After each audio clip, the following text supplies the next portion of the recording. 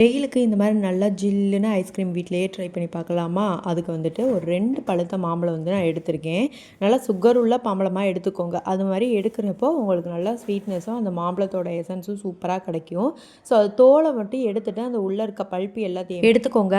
அது கூடயே பால் பவுடர் கிடைக்கும் பார்த்தீங்களா? அது வந்து ரூ. 10 பாக்கெட் வந்துட்டு ஒரு 2 மட்டும் நான் வாங்கியிருக்கேன். ஒருவேளை உங்ககிட்ட நிறையா இருந்தது அப்படின்னா ஒரு 3 டேபிள் ஸ்பூன் வந்து சேர்த்துக்கோங்க. ஒரு 5 டேபிள் ஸ்பூன் வந்துட்டு சுகர் சேர்த்துக்கோங்க. அகைன் 3 டேபிள் ஸ்பூன் வந்துட்டு நம்ம பால் ஏடெல்லாம் எடுத்து வச்சுருப்போம்ல அதை வந்து சேர்த்துக்கோங்க. சேர்த்துட்டு நல்லா பீட் பண்ணிடுங்க. அதுக்கப்புறமா இந்த மாதிரி ஒரு டப்பாவில் போட்டுட்டு ஃப்ரீசரில் வந்து வச்சுருங்க. ஃப்ரீசர் ஃபுல் கூலிங்கில் இருக்கணும். அப்போ தான் வேகமாகவே கட்டியாகும். ஒரு 8 to 10 மணி நேரம் விட்டுருங்க. நான் முதல் நாள் விட்டுட்டு அடுத்த நாள் ஈவினிங் தான் நான் எடுத்தேன். நல்லாவே கட்டியாக வந்திருந்தது.